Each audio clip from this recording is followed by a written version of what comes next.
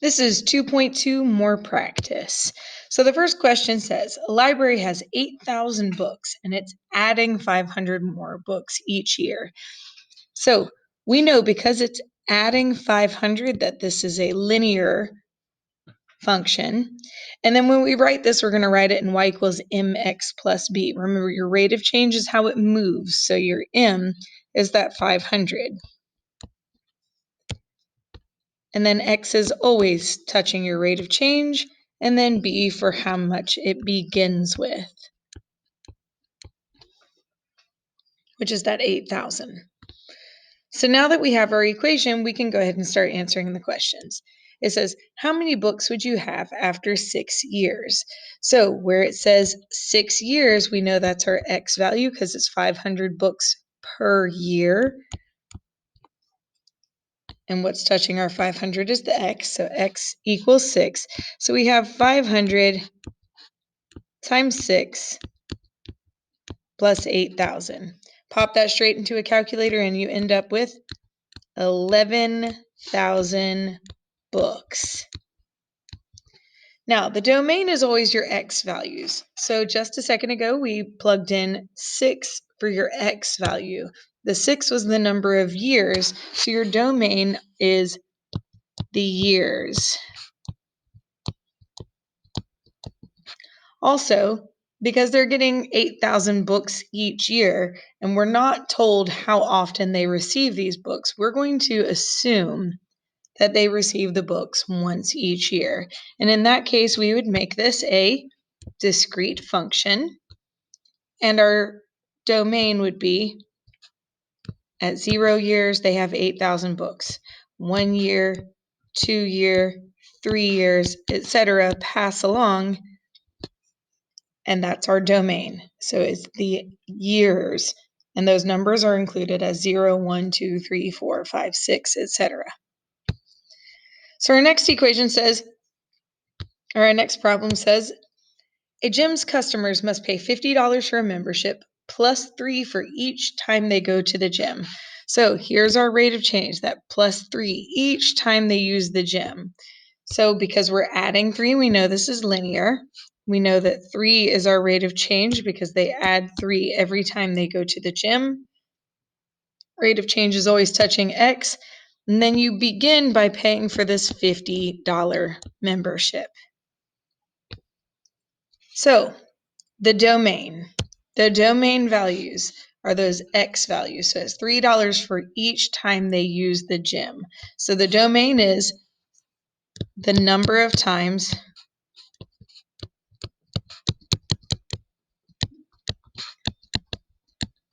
they use the gym.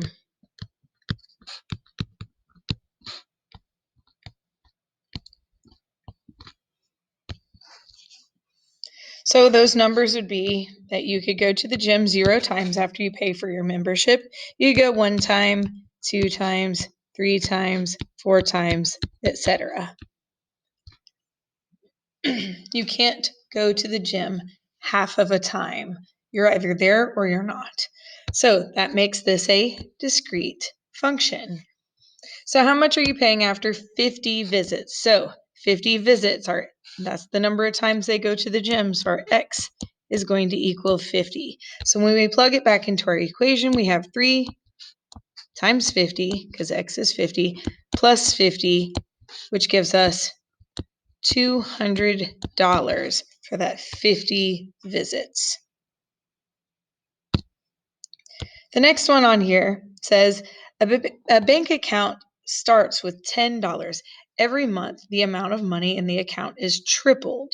So we start with $10 and it is tripled, which means we're multiplying by 3. So this is an exponential function. And on an exponential function, you start with how much you start with, and then there's our rate of change, which is that it tripled, and then x in the exponent makes it exponential. So again, your rate of change is always touching the variable. So that 3 must be touching the x in the exponent because it's exponential. So now it says every month the amount is tripled.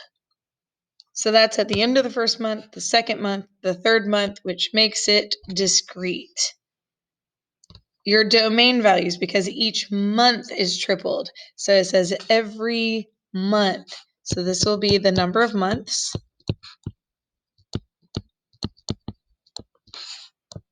And again, with that, you can have it in there 0 months, 1 month, 2 months, 3 months, etc. Now, this question has a little trick about it because it says, how much money would you have in the account after 2 years? Well, 2 years versus every month, we have to do the conversion. So in 2 years, there are 24 months. So when you rewrite your equation, we have 10 times 3 to the 24.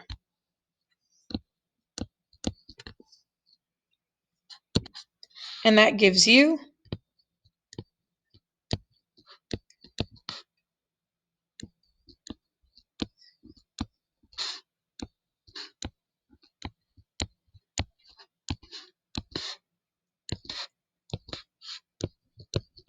that much money.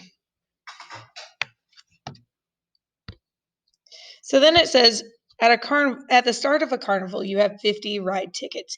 Each time you ride the roller coaster, you have to pay 6 tickets. So you start with the 50 and then you pay 6, which means we are subtracting 6, which makes it linear. So our rate of change is that we're subtracting it 6 per ride. And we began with 50 tickets. So your domain, those x values, so touching the -6 is the x. So if we go to the 6 in our equation, it says each time you ride the roller coaster, you pay 6 tickets. So the domain is the number of times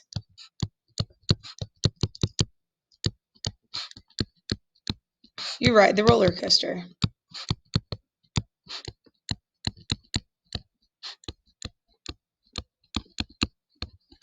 And you can't ride it half of a time, so that makes this discrete. And because it's discrete, your domain goes in those funky brackets, the fancy curly curvies. So you can ride 0 rides, you can ride 1 ride, 2 rides, 3 rides, 4 rides, etc. And then our next question says, how many tickets would you have left after 10 rides? So because it's 10 rides and our domain values, those x values are the number of rides, this will be x equals 10. So when we plug this in, we have -6, x is 10, plus the 50 you began with. So that means if we work this out, we get -10 tickets, which doesn't make sense. So you can't have -10 tickets, so you would really have none. So it says how many rides until you run out of tickets. So if we count this back, or if we make a table to represent it, this would be rides and tickets. So on 0 rides, you had 50 tickets. 1 ride, we take away 6, you have 44. 2 rides, you have 38 because we subtract 6 again. 3 rides, 32. 4 rides, 26. 5 rides, 21. Excuse me, 20. 6 rides, 14. 7 rides, you'd have 8. 9 rides, you'd have 2. We already did. And I realized I just made an error up top, guys. 50 is how much you have on the 0 amount. Yeah, that still works. There we go. There's my error. So 8 rides would be 2. 9 rides would be -4. So this is where we end up. So we have, at 8 rides, there were only 2 tickets remaining. At that point, you can't ride any more rides because you don't have 6 tickets in order to get on a ride. So technically, you can only ride 8 rides. You would still have 2 tickets left, but you wouldn't be able to do anything with it.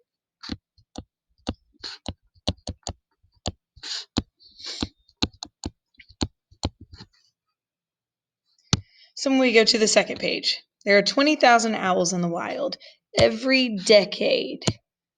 So here's our hint for our rate of change. Every decade, the number of owls is halved, which means that we're multiplying by half.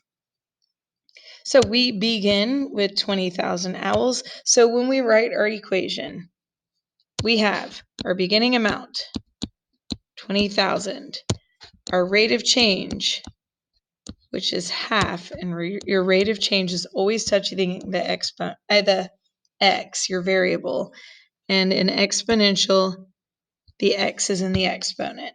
So this is exponential because we're multiplying. Now, this is a tricky one when it comes to discrete or continuous. We know that the half of the owls aren't dying at the end of every decade. They're gradually depleting, but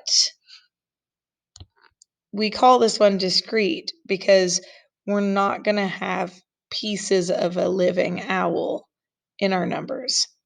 So we call this one discrete, and this would be your domain is your x values, and your x values are each decade.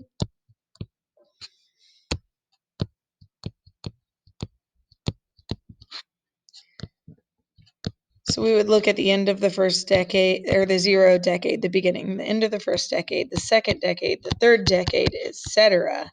And then it says how many owls would be left after 50 years. Well, 50 years is equal to 5 decades. So your x value is going to be 5. So we have 20,000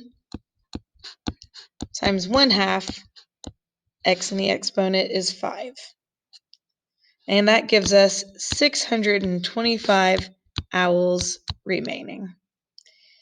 So then it says, how long until the owls are almost extinct? What we did in class was I had you guys use the table feature in your calculator and plug in your equation. So you did 20,000 times half with an x in the exponent.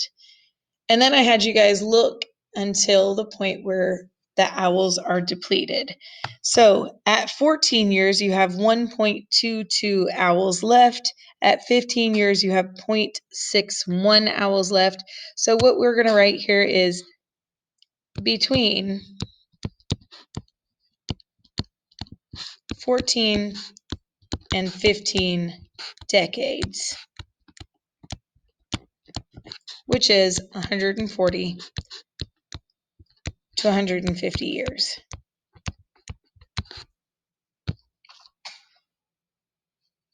So for our next one, we have shoveling driveways, the number of driveways and the earnings in dollars. So if we look at our rate of change, to go from 21 to 35, we add 14. To go from 35 to 49, we add 14. 49 to 63, add 14. But then you also have to look at your x values because they're not going up by ones. They're going up by 2.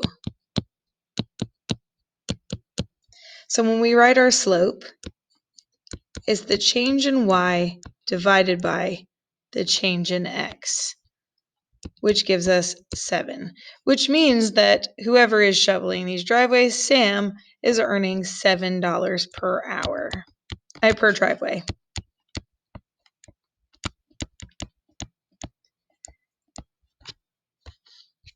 Now, this one is $7 per driveway, which means it's linear. We're adding 7 every time.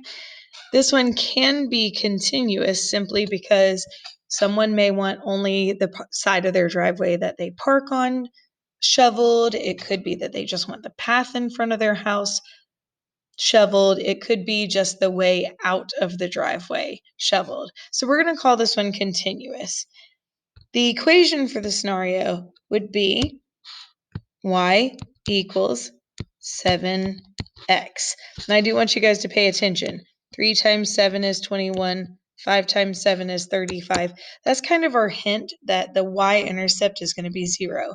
Also, we know if he's not shoveling anything, he's not getting anything. He just gets $7 per hour, so y equals 7x. And the domain for this one, he can shovel 0 driveways, and because we don't have a limit on him, we can say it goes to infinity. Hard bracket on 0 because he can actually reach 0 as a value, and a parentheses on the infinity side because you cannot reach infinity. So now we're down here to these. So we have 10, 5, 2.5, 1.25. Whenever you're trying to figure out the ratio, because I know 10 minus 5 is 5, but 5 minus 5 is not 2.5. So this has to be exponential, and it's got to have a ratio, a common ratio, or a multiplier. So if I can't tell it looking at it if I can't tell it looking at it, then I can take that second term, which is that 5, or the first term, and divide it by my 0 term, which is 10. And 5 out of 10 is equal to half. So that means the equation, or the rate of change for this equation, is a multiplier of half. Now you can go through it and you can double check and make sure it works. Half of 10 is 5. Half of 5 is 2.5. Half of 2.5 is 1.25. And it works the whole way through. So when we write our equation, we know that it begins at 10. And we're chopping it in half every time. Now, another way you could write this is based on what we did in the sequences unit. So your first term is 5. You're multiplying by half. Because we use the first term, we have a minus 1 in the exponent. All right, so the next one. How do you go from 12 to 8 to 4 to 0? We're subtracting 4. So I know that my slope is minus 4. So y equals mx, and your beginning is right here at 12. If you wanted to, you could also write this as your first term, your rate of change, times n minus 1. And it means the same thing, or not n, we want to use x.